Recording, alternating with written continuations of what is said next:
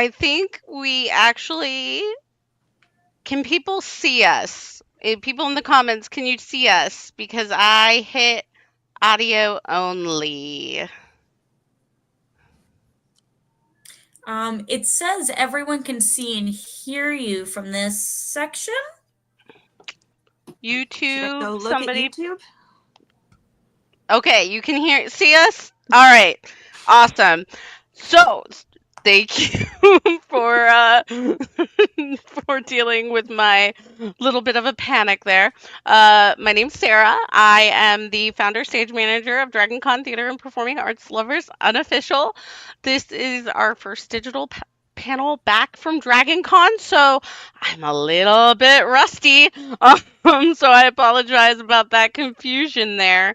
Um, we are here today to talk about Wicked Part 1, the thing that has taken over, I think, everybody's lives who's a theater kid. I'm just going to be honest. So, I'm joined by so many amazing panelists. I would love if you guys would introduce yourself, starting with Kelly.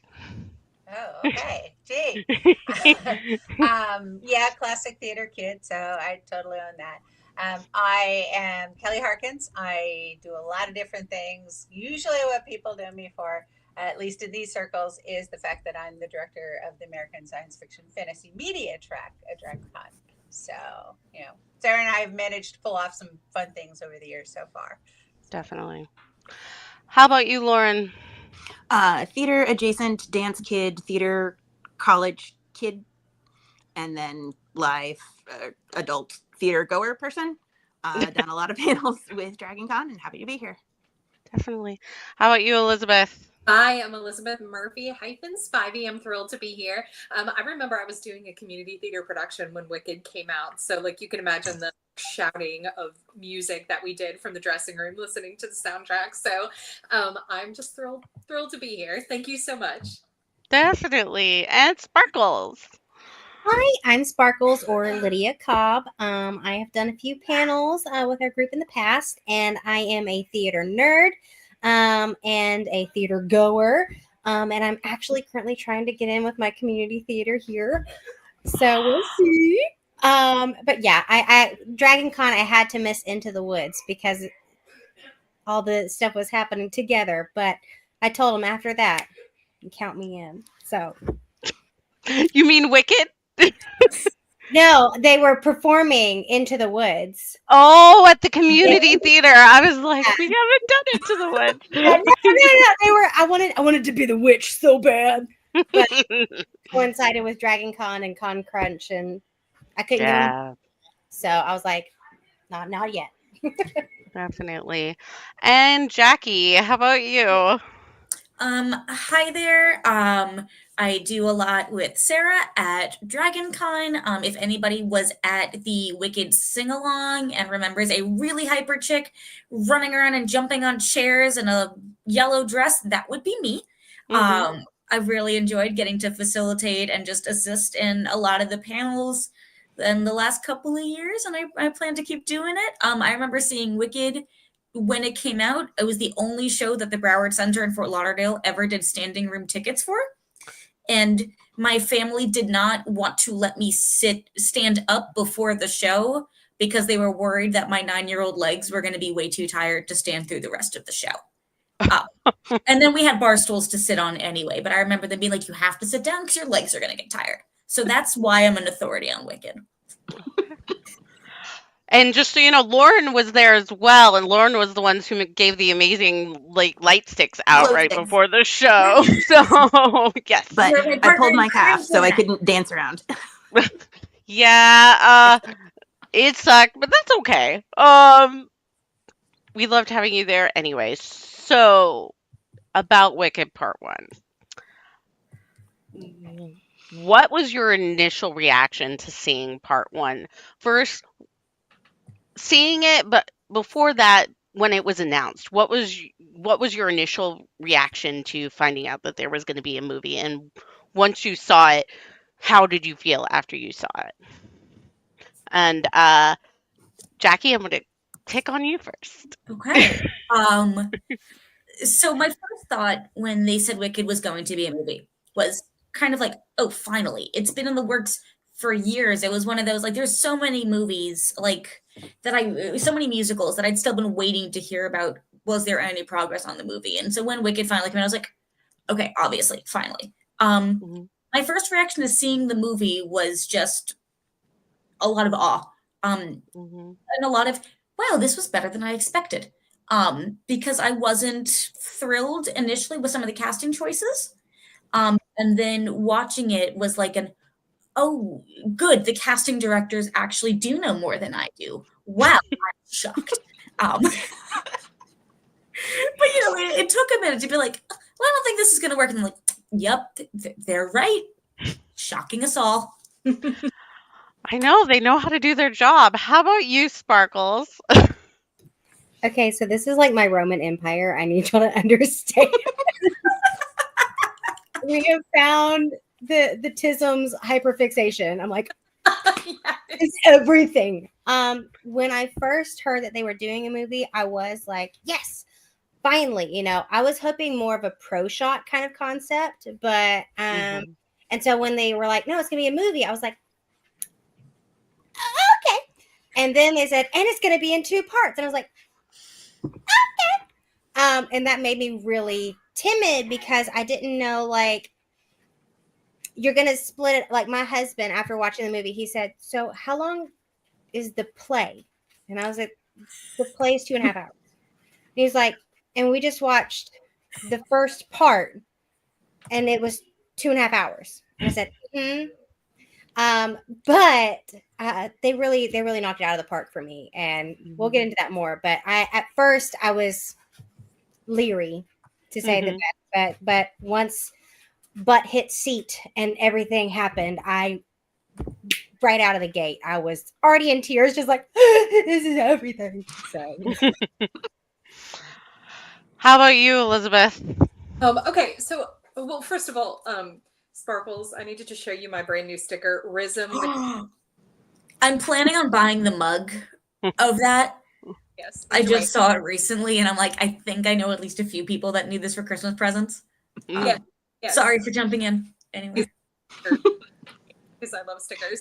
So I'm gonna say something that is gonna sound like terrible, but I'm gonna say it. I almost never watch Hollywood musicals anymore, because I feel like they are not made for musical people. Like, they're made for people who are going to go see Hollywood actors. It's kind of like, oh, you sweetie baby, you can sing a little bit, we'll boot camp you, and they'll take it. You know what I'm saying? Like, I feel like it's been so long since I've been like, wow, this is like a musical, like, by musical people for musical people. You know what I'm saying? So they announced Wicked, and I was like, okay, cool, because I didn't realize until, we were listening to the soundtrack on the way home from a trip yesterday, and I sang the entire thing in all of the female parts, with all of, maybe I'm more into Wicked than I remember myself being. But I was like, I like this. I saw it on Broadway. I was like, this is fine. It was kind of like the cast that took over from the first cast. So it was kind of a little bit lackluster, and I was like, okay, this will be fine. But I actually was really encouraged by the casting, because it had 2 Hollywood people that I would go see in anything. And then I was like, holy cow, Elphaba and Glinda, I feel like they nailed the casting. But I was like, you know what? I'm going to go see it. And I cried from the very beginning to the very end, unashamedly, mascara off. They just owned me for the whole thing. So sorry, I'll let somebody else talk. But I went into it being supportive, but it's another Hollywood musical. Whatever. They nailed it. It was one of the best musicals I have ever seen, and I will die on that hill. Definitely. Now, I do want to say, I know there are several people watching us. If we ask a question, even though you're not on screen, feel free to answer it in the comments. We are a very interactive group when we panel online, so please, we want to hear from you. Also, if you have any questions, let us know. Lauren. When it was first announced, I was like, oh, I've seen what they've done with other ones, and I don't trust you with Wicked. Get your grubby hands off Wicked. And then I heard it was going to be in 2 parts, and I was like, oh no, they're going to add random crap to it, and it's going to be awful. It's going to be awful. And then I saw who they were casting, and with Ariana and Cynthia, I was like, they wouldn't be my first picks, but okay. And then they started announcing some of the other cast, and well, I like all these people. These people are going to be great at this. And then I started seeing pictures from the set, and I'm like, the set is amazing. Maybe they know what they're doing. And I started seeing like the little teaser bits, and then the teaser trailer, and then when the whole trailer dropped, I was like, okay, so they know what they're gonna do, and I'm definitely gonna see this more than once, and drag as many people along with me, because I need part 2 to for sure release, because I just can't have half of it, and I need them to realize that yes, musicals will make money. And then I saw it in the theater, and there were tears, both tears of laughter and tears of, just amazement. And then complete elation when it was finished. And I cannot wait for part 2. Hmm. How about you, Kelly? Okay, so mine's going to be a little backwards from you all. So I live in Orlando, where the only Broadway we get down here is Broadway Across America. So it depends on what the show is. So I, of course, had heard of Wet Wicked, wanted to see it, but wasn't coming around here. I didn't have money when it did. So I literally did not get to see the show until last year. So Wow.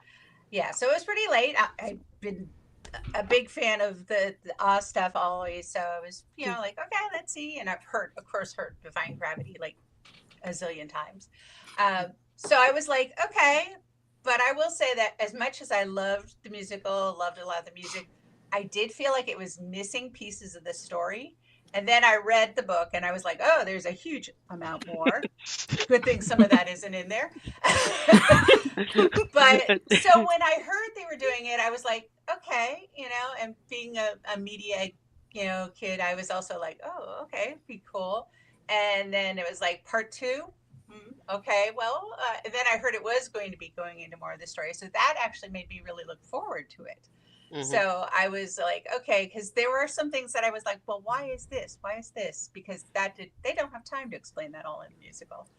So I was really looking forward to it. And then I'm like, I'm always willing. I've had so many people get cast in odd roles that I'm always like, sure, let's see what happens. Mhm. So that part I was okay with. And then when I saw it, I loved seeing the creativity of just building that whole world was just like amazing. Just so many parts of that I love, just seeing all that creation and all that imagination just up there on the screen. So I really embraced that. And I was kind of laughing at how many people didn't realize there was going to be a part 2. Whenever I heard, when Dane's talking about it, they're like, what? I was like, I haven't made it a secret, although they didn't publicize it either. But I loved it. And we're already talking about going back again before too long. So definitely on board. Who wants to go Definitely. back for long next time? Like, I behaved myself the first time. Next time it's I can sing along. Hey, starting at Christmas, you can, and that is the hill I will die on. As starting at Christmas. I thought it was earlier. Fully invited my friends that came to the sing along at DragonCon to go to the sing along this Sunday. The issue with that is that it's not a sing along this Sunday. So I'm just like, I was in charge of the false advertising, but we can still go drink rosé and recreate our DragonCon experience. Definitely. So we've talked some about the acting, like our initial reactions on some of the people cast. But the first thing I wanted to ask is, what did you think of the film's visuals, the sets, the costumes, the special effects? How do they compare to what we've already gotten from the stage musical and from the original movie? How do they compare? Do they live up to your expectations? Sparkles, I think you already know you're first. Okay. So, first of all, I was remiss. I was a little sad that we didn't have that steampunky kind of Mhm. tilt, and like dragon wear. So I was like, to me, the stage is more dark and a Mhm. little more gritty and potentially sinister. Like as a newcomer, you have no idea, like, what is this giant dragon? What is all this clockwork stuff? what is all this? Like I thought Mhm. I'm seeing a Wizard of Oz thing. I'm expecting like camp and happy and cute. And then of course I do love what they do on stage with all of the fascinating costuming in Emerald City. Like once the curtain draws back, and you get to the different, Munchkin Land, Emerald City, and the school, and it's all very different. But it still has that kind of dark. I think that's a nod back to the book because the book also wasn't like cutesy and happy, and the dragon was Mhm. definitely a nod to the book. And so that was lacking in the film for me. But again, I feel like it was almost like pendulum swing, So it's like, okay, we're not going to do this, but like, boom, we're going to knock it out of the park over here. I was fascinated. I mean, they said they wanted it to be immersive. I was sucked clean into that screen. The vivid colors, the costuming, the seeing the fullness of like actually seeing a world. Like they made this place. Like I hope they keep it like the Hobbit where you can like go to the Shire, like in the UK. And I'm like, keep it up, and they made these sets like being in Oz, in the wizard's lair, and like all that just my brain melted. I loved every second. Melted like Elphaba. Yeah, it was so good, and they had all the tiny. They did give nod to the books, to the original movie. There's so many little Easter eggs in there. There's so many little nuanced details that it's like dependent on how ridiculous you are with this series, you'll catch everything. Or even if you're just like my husband, who's just like, I'm here because you want to come. He was still fascinated by it, and he had so many questions afterwards, and I loved every second of it. Because the Roman Empire thing. And so I was like, let me tell you. But my only weird thing, okay, it's my only weird thing. When they were in the Emerald City and they were having their little pizzazz dance show and all this, like, could we not, like, there was straight up Tweedledee Tweedledum outfits. Did y'all catch that? Like the little, I'm like, and my head goes back to Disney. I'm like, oh, it's Fat Boys. Like, why are they here? Like, that was Because they were in the They're in the original show. musical. to Tweedledee Tweedledummy. But They they were even more Tweedledummy in the They're in the musical. show. it lost it for me there. Just that one costume. But everything else, even the added costumes, which I know we'll get there, the added costuming for the special scene was beautiful. I loved it all. I love that you could see the detail because that's the other thing you miss on when you have a stage play. Yes, it has to be big, so it has to translate. But here, you didn't have to worry about translation. It's like Mhm. you got to see the detail. You got to see what they wanted you to see. Where you're zooming in, we're panning back, we're doing the tulip field was real. It's real, and I'm like, okay, I could go on better. But seriously, I'm so impressed. I'm so happy because it's like, yes, we have it on the stage and it's real, but now we have it in like real life, real. Like, go touch the grass. I mean, I'm gonna be done, but like, okay, Sparkle. Kelly, as somebody who is not like the total theater version person, what did you think of the visuals? Well, I might not, but I started liking cosplay long time ago. So Mhm. I was definitely going, oh, I want to do that one. I want to do that one. When I'm going to do it, it would be another thing entirely. But yeah, I mean, it just felt very right. Even all the ruffles on Glinda, just way Mhm. over top, which of course it should be. But I did, as you point out, the noticing the differences between it. And plus, my show that I had locally was a group. So Mhm. that changes what we see on stage a lot too. So we didn't quite get as much steampunk in the live version that I Mhm. saw, but of course, the costumes are still going to be what they are. So, but yeah, I think they just really nailed so many of the visuals. And I've heard the cast say they all like to just hang out in Munchkin Land because they just was so much fun to just be on that set. So Mhm. that would be really awesome. But yeah, I'm already like snagging pictures of some of those costumes and saving them. So Definitely. Lauren. I have never wanted to have a remote control and hit pause in a movie theater so badly in my life. I wanted to like pause. No, I want to stare at this detail. I want to stare at this detail. I want to watch, like, I want to pause and just stare. I liked how they paid homage to both the stage and the movie and the books, and then the Oz books. There's like little bits here and there that if you know what you're looking for, you can see, and some of them are very obvious and some of them are much more hidden. But overall, just blown away by how they did it, how they expanded the little bits you could see into the stage, into full, I keep wanting to use visual spectacle, but I don't know what else to say. Definitely. And Elizabeth. Sarah, it's funny. I was thinking about you when I watched it because we actually did a separate podcast. We did. Looking forward About our expectations of the. I'll plug that at the end, but you know. Thing. And I was like, I love most of what I've seen in the costumes, but I actually was a little bit bothered by like the pink dress that Galinda wears in the first scene. Not like a dress.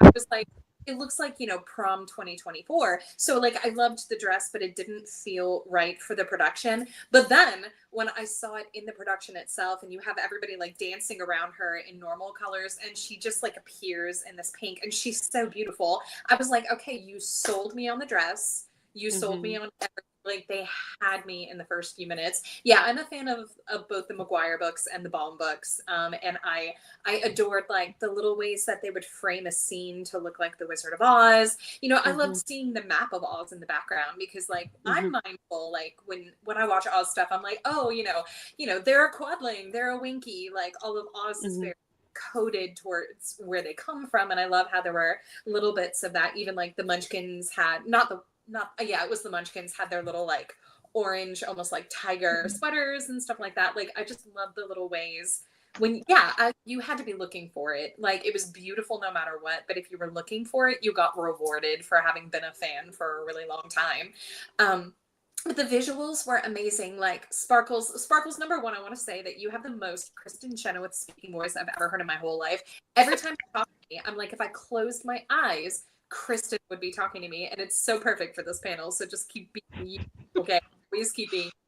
But I was on a panel for like something completely different a long time ago, and somebody was like, "What would be your perfect like thing you'd love to see in a movie?" And I was like, "I want to see Oz done steampunk. Like it's my goal in life for them to take Oz and steampunk it because it was made for steampunk." And I feel like the Wicked movies will be the closest I will ever get to that coming true, and it's close enough for me. Like the library scene was one of the most beautiful things ever. Like the whole thing was beautiful. Like that scene from the library all the way to the ballroom, both in terms of plot, the music, the performances, like the visuals, it was gorgeous.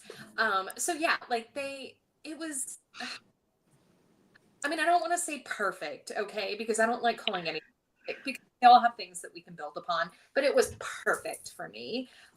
Yes, the costumes were stunning, and I loved the parts with the wizard. Like I told somebody the other day that I feel like Jeff Goldblum, like I feel like L. Frank Baum wrote the part of the wizard, like wrote the part of the wizard book for Jeff Goldblum, like that fumbling, like like it actually works. It works for the Wizard of Oz. So, and oh my God, Michelle, yeah, we haven't talked about her yet.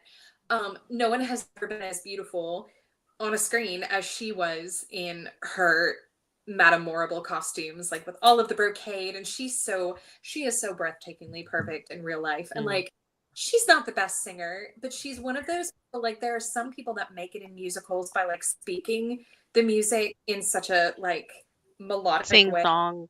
Yeah. It was enough for me. It was absolutely enough. So yes, the visuals like hit me in the face, like hit me in a way that like left me wanting more. Like give me more. I love you. It was so, I'm going to stop talking because I'll talk forever. I'll like swoon and I'll need smelling salts, and it would just, so somebody. Jackie, what did you think? I mean, to pile on what these wonderful people have said, and I'm really happy, Elizabeth, that you touched on the library. And I see a couple people, David and Kate, also in the chat commenting on the library. Dancing Through Life is my favorite song in the show. And so I was really wondering, like, how are they going to bring this song, to the movie? How are they going to immerse us in what it feels like to be like dancing through life? And as soon as Jonathan Bailey started singing, those little changes that they made to it, when he, like, the moment that he kicks open the books and then starts like skating on them, and then basically is conducting the entire student body in their uniforms dancing, the way that they were like walking on the ceilings as it was twisting, I was like, everything was perfect. Not perfect, everything was wonderful in this beautiful film. But that scene moving directly into the Ozdust ballroom, where it's underground and you've got the animals playing the instruments, I was like, I want that at like my child's bar mitzvah. Like, that's going to be important someday. And just the contrast of the costuming, like, I've thought that Glinda's outfit really popped against everybody else's, and those just really vibrant colors against kind of the muted scenery around her, and the way that the lighting was just, it felt like every detail was really well thought out. Mm-hmm. Mm-hmm. And I keep wanting to say, "You're perfect. You're perfect. So we're So we're perfect together." My husband and I say that to each other just all of the time anyway. And he didn't really get the reference before. And then he saw the show, and now he's like, that's why we do that. I was like, yeah, it is, honey. Yeah, it is. So there's been some discussion in the comments on the acting, and it's hard to believe we're almost halfway through the panel already. So I want to get on the acting. So first thing I want to talk about is Elphaba and Glinda. Um, do you how do you think they did? Cynthia Erivo and Ariana Grande. I know there was a lot of discussion, a lot of and Lauren, I'm gonna pick on you first. All right, are we going just acting or acting and singing? In the roles, how do you think they did? So that encompasses it all. Okay. I think they did very well. I had concerns at first, but I think they were perfect for the movie, Mhm. and I was greatly impressed. Singing, Ariana was perfect. Cynthia, I felt that her voice in this one was not as mature, and I don't know if that was because in the greater Wicked story, she has not matured yet, and she sort of matures at the very end of the show. And I'm wondering, waiting for part 2 to see if that was sort of a musicality decision that was made for the movie. Mhm. Mhm. How about you, Elizabeth? What do you think? Okay, I loved them both terribly in the roles. Ariana Grande, like, she's got chops. Some of her high notes are actually stunning. I was very proud of her, and I thought her comedic timing was wonderful. I know that it could be that, like, the two actresses seem to have really bonded over their roles, and it could just be a press thing, but I buy it, and I feel like I read it on the screen. I think that who they are as people shines through who they are in the characters, and how much love they brought into the characters when they signed on to do it. And it kind of deepened it for me. Cynthia Erivo, like, I will be honest with you, I'm a little more disconnected with Broadway now than I used to be, and so I'm a little out of the loop. I was not very familiar with her going in. I thought that she was unbelievable. She, like, has the way her expressions play on her face sometimes just kind of took my breath away. We talk about the Ozdust ballroom, but I was a wreck after that scene was over. She just held me. I feel like the Wizard and I was good in so many ways. Like, visually, it was so stunning. We talked about visuals. It had some little extra fun things for Oz fans, but she just, my husband was saying My husband asked me when we were listening to the soundtrack how I felt about how she brought some soul into how she sang Alphabet, and I was honestly here for it. Like, I've heard a million people belt a million things, but she had a finesse and a delicacy with how she kind of shaped the notes, and it brought something new to songs I have heard 847,000 times. So I loved what she brought to the role. And so the honesty, and it was gorgeous, and the two of them playing off each other was so good. But the way the two of them handled some actually complicated, both complicated but also kind of I've been oversaturated in Wicked music, and the way it was nice to hear it fresh. It was a little more new to me when the two of them did it. So I loved the way they did it. I thought Ariana Grande was hilarious, frankly. They both were. But their comic timing off of each other was so good too. And they're just gorgeous. They're just gorgeous women. I'm not going to say, but And Jackie. All right. So Ariana Grande was the one that when I saw that she was cast as Glinda, I was like, why? Like, we're just adding more pop stars into Broadway things. And I didn't know about her musical theater background.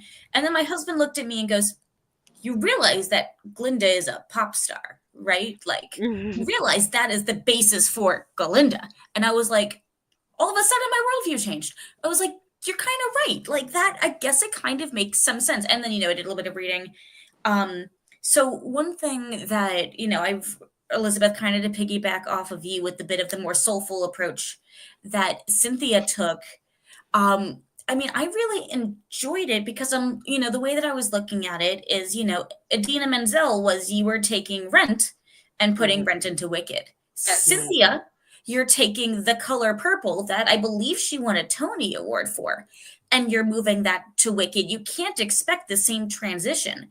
And then in certain scene of movie, we see those chops that we've seen from the show 20 years ago. And I like that when you are moving into the modern Elphaba, she has a lot more modern lines. Like, I think that her wit and the sarcasm is a lot more, no, I'm not seasick.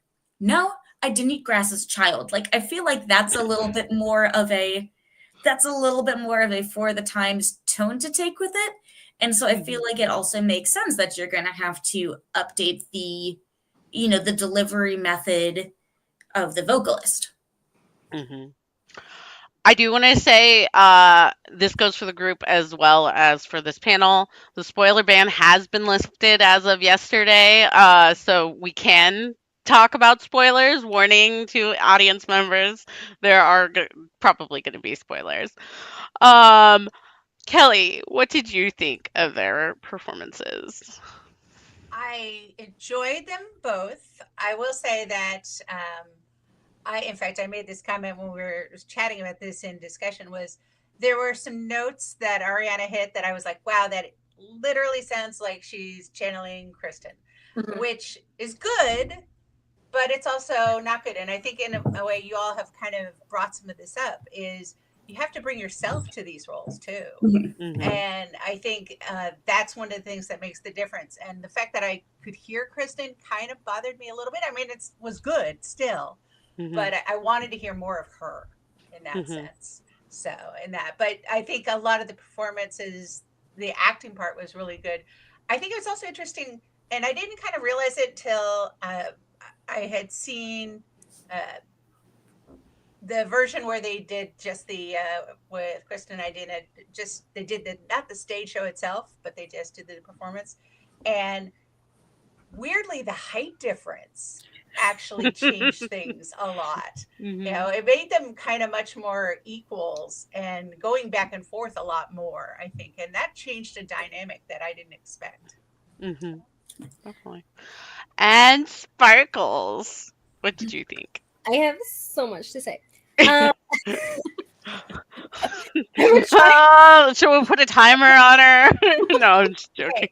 I actually like Cynthia Erivo's voice. I think she is she's got a wide range. Not as wide as Ariana Grande's. That girl can hit some low altos and then break some glass.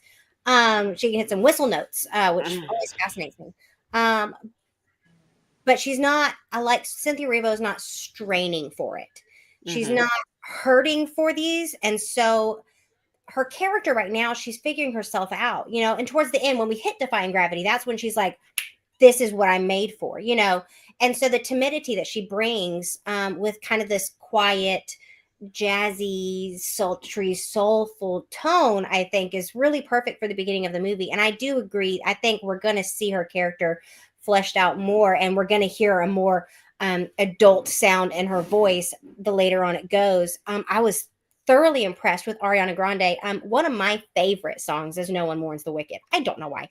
It's just because there's so much emotion in there. And once you've watched the fullness of the play, you understand truly what you're witnessing. You're like, oh my gosh, like everything, all the emotions are in this one song. And Ariana carried that through for me. I was thoroughly impressed. I'm trying my best to keep this short. All the opting up killed me. I mean, every time I'm in the theater and I'm like in my head, I'm singing it note for note. I know this stuff forwards, backwards, upwards, and downwards. And they're opting. I was like, oh, like literally, like just every time my husband, I just kept grabbing him. And he's like, oh, they opted up or that run, and like the way Cynthia does some of the most subtle runs completely alters the song for me in the dynamic. And I think this is something we can get from the translation of theater to movie. I think you these tiny, tiny, minute details we can't capture on stage. And so they're like, okay, we both love this. We both are here for this. We're going to honor the stage production and we're going to bring it to a fullness. And that's what I thoroughly appreciate it. Ariana Grande as Glinda. I cannot stop hearing her. Don't make me laugh. They were popular. Right. I'm like, that is everything for me. That's like that gentle, psychotic, crazy. We're just like, yeah. And I was like, it's I die. For that one scene, I die. Popular is my song. I love it. And the way she carried it, and even the add-ons towards the end of all the octave changes and the flourish at the end, the original composer, he was like, if I had this in my back pocket the whole time, but the die was cast, I couldn't just throw it in, but now we've brought it, and it was my choice, because there was some people like, oh, well, Ariana Grande that song. He's like, no. And so her love for this play, her love for Glinda, I think has really shined in her little detail choices and the little things that she's done. And again, like that, right? Like, I can't. So I'm completely pleased with both their ability to act and their singing. That was longer than I wanted, but there it is. Can I pop in with a really quick piggyback off of Sparkles? Okay. So I think that's, people are like, why is the show 2.5 hours and the movie is also 2.5 hours? I think that it's the personal choices that the actors made. That's what makes it 2.5 hours. Like Galinda throwing herself across the bed. You didn't tell me a good secret. And there was not, besides, the big Wizamania scene, there wasn't a lot of brand new additions.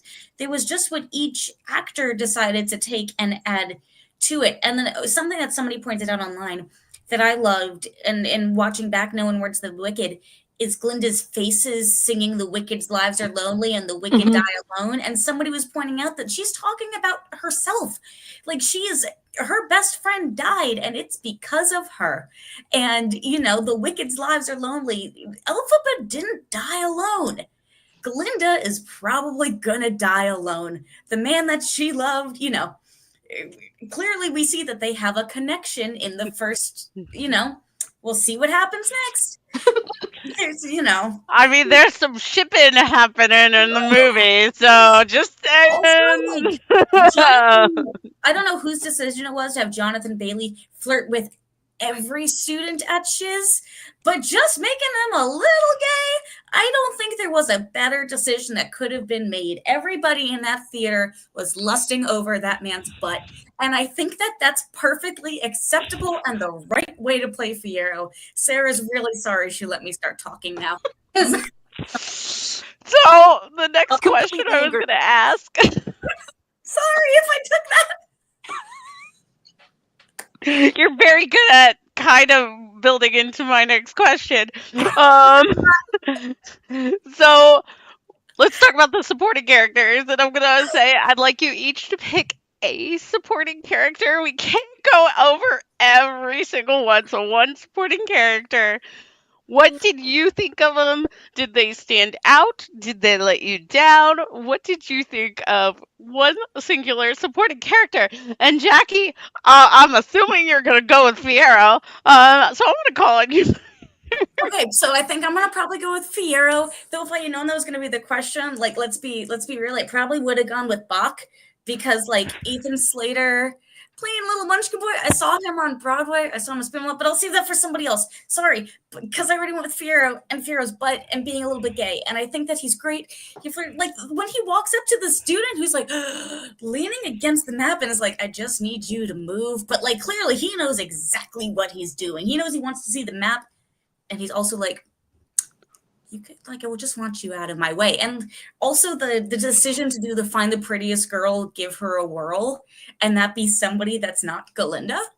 I thought that was hysterical. And then Ariana Grande pushing her out of the way. Like those were the little moments for me that really made it. And like, I'm kind of also glad, Sarah, about this question because I wouldn't have thought of Fiyero as a supporting character. It wouldn't have crossed my mind. In the show, when I see the show, it would have. But in the movie, because of how much Jonathan Bailey captivated the crowd, he didn't cross my mind as a supporting character. He crossed my mind as a lead.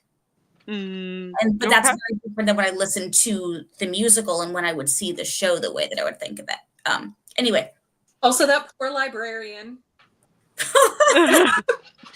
captivated her, too. He is an equal opportunity flirt, and I think we should all strive to be like him. Lauren. Oh, now I have to pick. You gotta pick one. I warned you. One. I know. I'm gonna go with the wizard. Okay. Because when I heard Jeff Goldblum was announced for that role, I was like, this man is perfect for this role. I loved him. I loved that they didn't force him to be a spectacular singer. He sang, but he sort of, sang and like you'd sing to your kids and not like I'm singing a Broadway show. And I really liked that. I liked the whole puppet string show he did because he is controlling all the string puppets of Oz. And I think he brought a perfect craziness to the role. We keep saying perfect, and I think but it is the term that I. Wicked word. It is the wicked word. Kelly, how about you? Well, I'm gonna have to take Madame Marble then. So you can't talk about it, Elizabeth. I already knew you were going to talk about Madame Marvel. Partially because, you wouldn't think of all the people to cast. You wouldn't think of Michelle Yeoh. I mean, I wouldn't think to put her in a movie, a musical. So, but just the way she holds herself and the way she can make that transition from that, very hard taskmistress kind of approach to, the other side. And so you could see how you would totally buy into her betraying everything. And, and she just holds herself in a way throughout the whole thing that just really works to the point where I was like, oh, I love this character so much. And I just want to see more of her being able to expand on that. We'll see. I know they probably won't go into some of that in the second half. But it's hard telling. I mean, they keep telling us they're going to pull more from the book. So, and if they're going to do it, I mean, second part's the time to do it. Yes, very true. But I think that the choice for her was probably, honestly, one of the more unusual choices of all the casting. But it works really well, and I think she makes it work too, which just proves to you how amazing Michelle Yeoh is. So definitely. Elizabeth, since I know you're going to talk about Madame Marvel too. Because I love her. I'm honest with you, like when I saw Wicked on the stage, it was actually Rue McClanahan. She must have been like 82 years old, and they were mostly just kind of holding her up. So like the part was not dynamic, you know what I'm saying? So it was so cool to see somebody who was like fully engaged in it. But what I love about the character of Madame Morrible is that she is kind of representative of what is happening in Oz. Like you have this character that like the young people are looking up to them, like she's like a hero to them, like they will do anything to get on her good side, and she presents as being, you know, a strong leader but also almost like maternal to some of the students, like, but then behind the scenes she is kind of the wizard's like minister of propaganda, you know what I'm saying? So you kind of, it is kind of a neat look into the politics of Oz. Like we have discussed that, we discussed on the other podcast that the Gregory Maguire books take a very like pre-war Nazi feel to them. Like you can kind of like the culture shift and the otherism, and you can kind of see, and knowing what I do about the period, like one thing that they did was they took the kids, like they pulled the kids in, they put their thinking into the kids' head, and they gave the kids these like scary people to look up to, you know. So I feel like that is it was very effective how they used her, because she is so dignified and she's so beautiful, and her costumes again were amazing, but she did such a great job of being this benevolent person who was also just so sinister behind the screens. So yeah, sorry to ride on somebody else's character, but I thought she was amazing, and I thought it was very interesting what they accomplished with her, and you can kind of just see Glinda, and Elphaba, like you can kind of see their childhood withering a little bit in their interactions with her, because Glinda just hero worships her, but by the end, Glinda is kind of reaching out for comfort, but she's seen this other side, and Elphaba dismisses it entirely. In fact, Kelly, you said something earlier that about how like there was more of a hushed quality to Elphaba in the show, but she gets her voice by the end, and I think it's like this concept of this girl who has been expected to stay out of the way and be quiet, like don't draw any attention to yourself, and it's how she breaks out of that. And unfortunately for her, it's a little bit in losing faith in her leaders and realizing that she has to lead herself. So I liked the way that they handled that personally. Sparkles. I'm interested on who you're gonna pick. So a little bit of everybody, because I just have singular comments, but then I'm gonna hit on somebody. Okay, so one, Jeff Goldblum's Opt Up, love it, here for that. I didn't know he could sing. Jonathan Bailey, you cute little slut. You have changed my opinion on Fiyero. Harken back to a previous dialogue I've had. So points to Gryffindor. We had this conversation too after the movie. It is his ability to, again, from stage to screen, the nuance, the sluttiness, the and he does a great job at being the bridge, and you start to see the bridge form, but the bridge between the distinction of Elphaba and Galinda, that he really truly is in the middle. He starts off leaning, and then you start to see him lean again, and you actually see development of his character. Good for you, Jonathan. The everybody thanks you, and yay, boots and butts and leather and horses and all that. Anyway, and okay, so we're talking a lot about his butt, and I feel like this is a family-friendly panel. I wanted to hit on Peter Dinklage. I think was an amazing choice for Dr. Dillamond. His voice was so what I wanted to hear. It's scholarly. It's, you know, and my dumb butt, I had forgotten that he was cast, and I was like, where is this voice? Oh, it's Peter, you know. But I like how they're casting people that also he can understand being marginalized. He can understand the depth of this character's feelings. And again, with Nessa Rose, she's actually wheelchair bound, and she can understand on a human level what it is to be, again, marginalized in these ways. I think they did a great job in casting and allowing people to stand in who they really are and shine a light on stuff. If she actually, I can't remember her real name, but Nessa Rose, people have, because we're all ready to hate her, but she was talking about how people have been really hurtful in the comments, and she's like, you can say something about Nessa Rose because you're supposed to not like her, you're supposed to be mad. She said, but you can't say something about the disabled community, and it's given these people platforms to stand up, to speak up, to say what's right, and to say, hey, this is how we're going to function as a community. This is how we're going to function as humanity. And I love that that's what they've done with these roles, is that's the point of Wicked, is to give everybody a voice.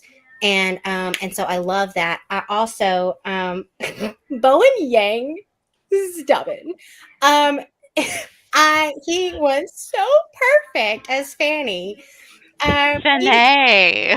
Like, I know I stole work from a woman, but still, and I was like, he's so perfect. Every moment that he's, his little, he even clutches his little pearls, like, oh, I adore him as that character, and I think that was another perfect casting call. I really think they did a fantastic job, staying true to the heart of the purpose of the musical. Definitely. So, thank you everybody for listening to my one character spiel. I appreciate it. Love you, Sparkles. I love you. There's a reason Sparkles is on this panel. Let me just put it that way. So we're just about at time, but one of the things I wanted to ask was, which moment in Wicked Part 1 captured the magic of Wicked for you? And was there a scene or a song that you wish they would have done differently? Either closer to the show, not as close to the show, etc. And Kelly, I haven't picked on you first, so you're going to be first on this one. Oh, lucky me. I will have to say that, although I don't think it was hugely different in my memory, is the Lion Cub scene. Honestly, because I think you really get to see people opening up and being willing to share that inside part of themselves, and just Alpha being able to be like, hey, this is who I am. And she takes offense periodically throughout, because she's just sure he's gonna come down on her, and I just, that open heartedness of that moment. Like I said, I don't think it was that different, and developed a little further maybe, but just to me that came down to, even though it's Galinda and Alpha's story in a lot of ways, to me that was a lot of the heart there too. Definitely. Lauren. I also really liked in the Lion Cub scene the poppies. Mm. I like the use of the poppies in that scene. But the one that I really liked that brought the magic, I think for me, was the Welcome to the Emerald City sort of whole sequence, because the Emerald City for me in the original Wizard of Oz movie is what sticks out in my brain, just the awe and the spectacle of the Emerald City. And I really feel like that both brought the awe of the musical and then harkening back to childhood awe of just seeing the Emerald City. I think that combined both of them really well together, and I really appreciated that. Elizabeth. Well,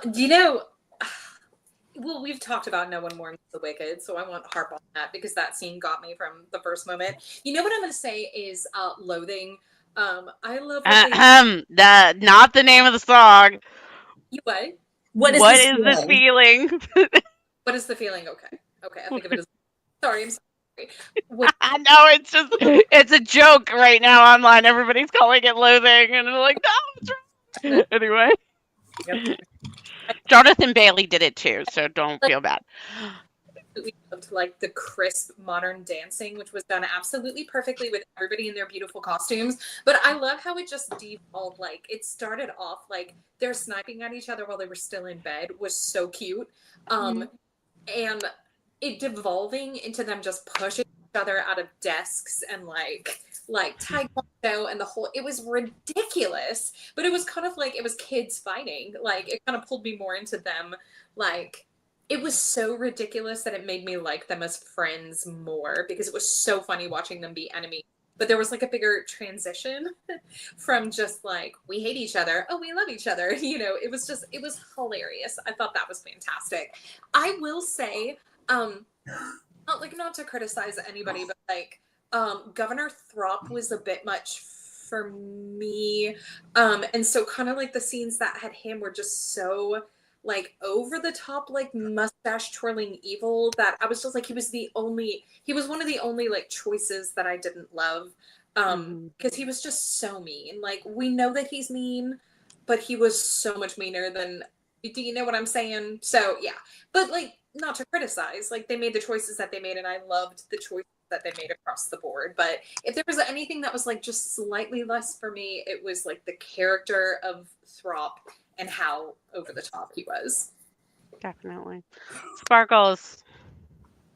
So I want to talk about two pivotal scenes that aren't necessarily musically focused. The dance scene at the Ozdust Ball, where you finally see Galinda, like understand and have a moment and create such a beautiful space, and the dance, and then when she wipes the tears away, first my cosplayer self was like, wow, the green didn't smear, but then also the tenderness, it's like, I understand.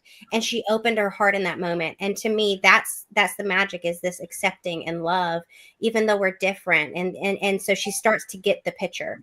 And then that's that moment, you are an audience member watching something beautiful happen. But then we flash forward to another one. I love the One Short Day. I love that whole sequence.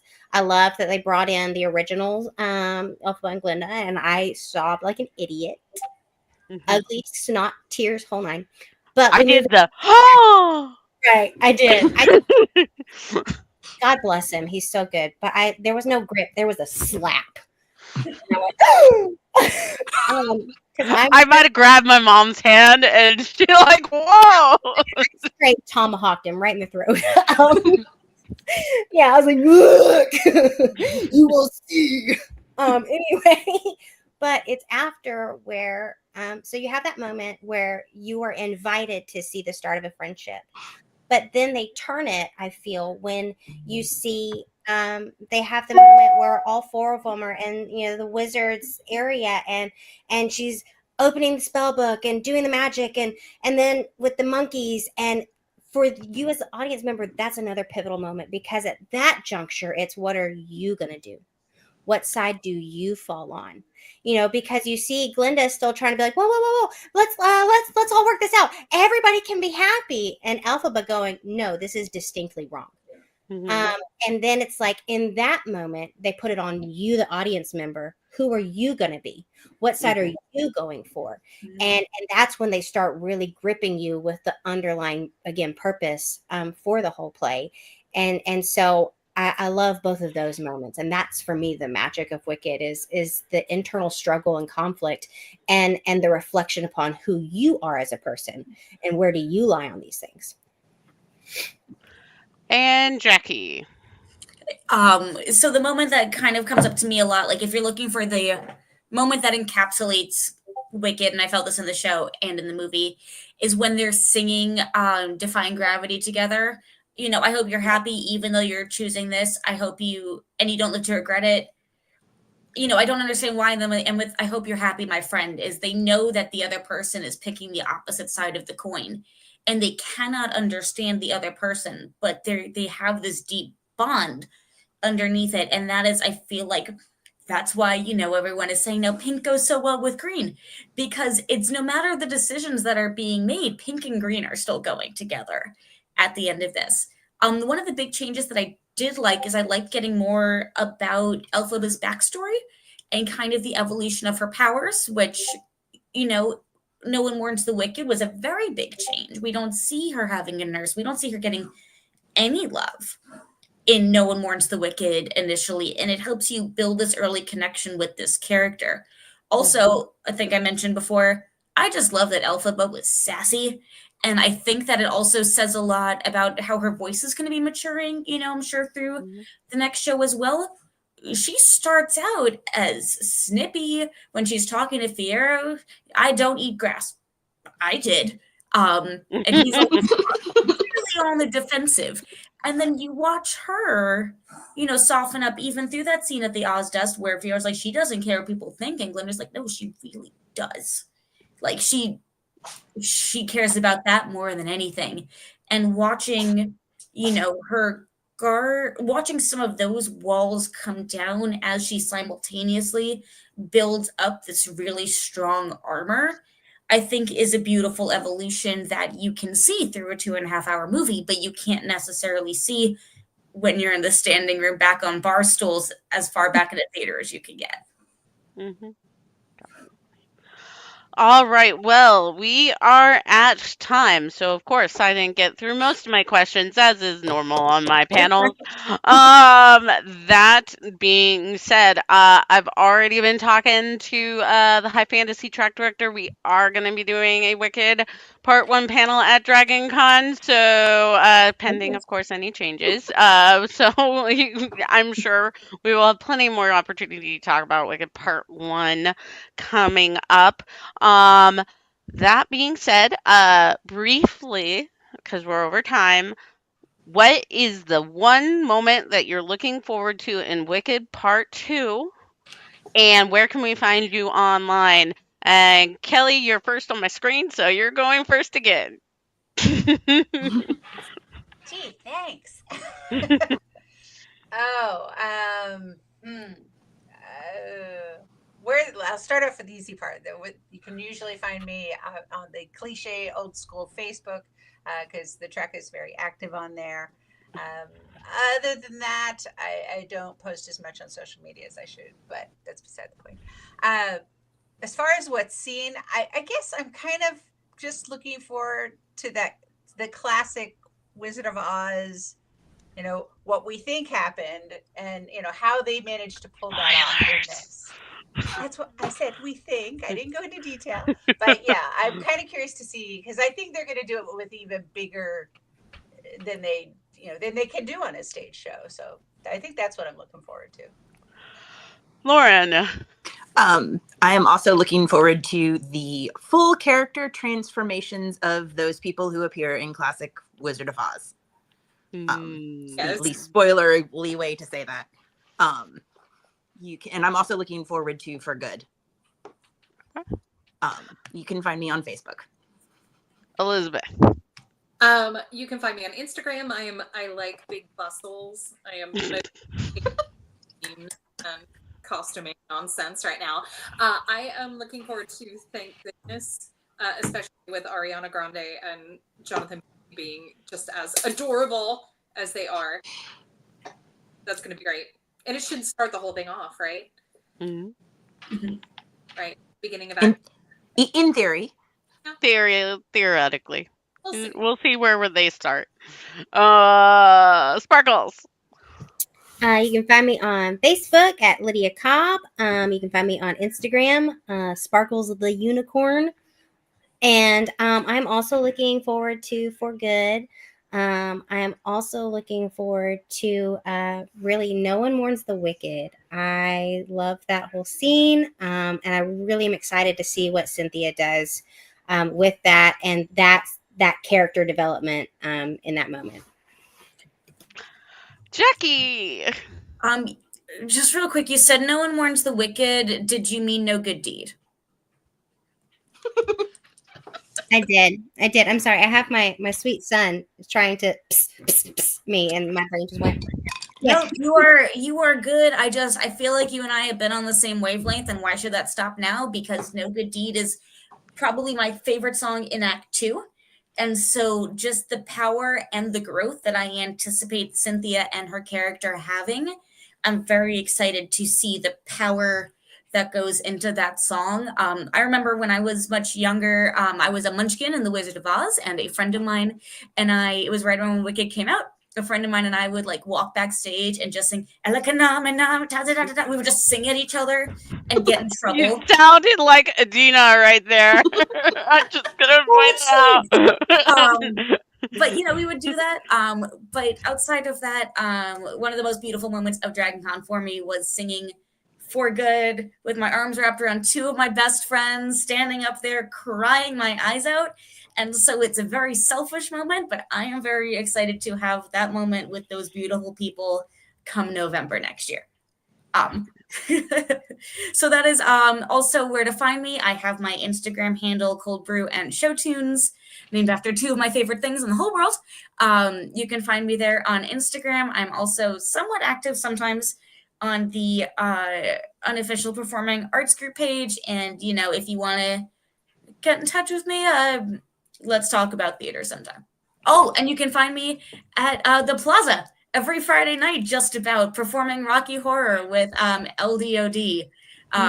We've got a bunch of I great was gonna shows. say you're not gonna plug LDOD. Totally forgot. I actually saw Jack from LDOD was in the chat. He was one of the people that let us know that, and he was following me around all of Dragon Con. I'm convinced because we were both big theater nerds. And I saw him and he finally joined LDOD. That was exciting. Anyway, LDOD, we have shows every freaking Friday night. On the 13th, I'm playing Riff Raff for the first time. So come see Ooh. me play Riff. And then on the 20th, we have a special holiday show featuring, I believe, Martha May Huvier as our Frankenfurter. So if you want to come out, if you tell them that Jacqueline from the show, from the panel sent you, we'll give you a free raffle ticket. Okay, awesome. So, where can you find me? Typically, you can find me at DragonCon Theater and Performing Arts Lovers Unofficial, the group right above here. Other way, Sarah. You can also find me at Fandom and Footlights Podcast. That's the podcast me and Elizabeth have been talking about just a little bit here and there. I have been doing terrible at posting episodes, so we got a ton of them coming up. But the one between me and Elizabeth is posted now. You can hear us be completely wrong about Wicked Part 1, but it is still a awesome, awesome episode in my very biased opinion. We had a lot of fun. Normally, I'm doing that with my friend Sorsha. She couldn't make it for that episode, so last minute I was like, hey, you want to do this? And she was like, absolutely. So that is how that came about. Again, Fandom and Footlights podcast. We have me and Sorsha have recorded a part 1 reaction video. It is, or episode. It is not up yet, but it should be up this week. And you can hear all my thoughts on Wicked Part 1. Until then, I'm going to just say our next panel is going to be next Wednesday, December 11th at 8 p.m. Eastern Standard Time. We will be talking about the Nutcracker. So pivoting right from musical theater to the ballet. I hope you all will join us then. If not, as always, we do leave these up on YouTube, and we love to hear from you. You guys all have a wonderful night. Goodbye.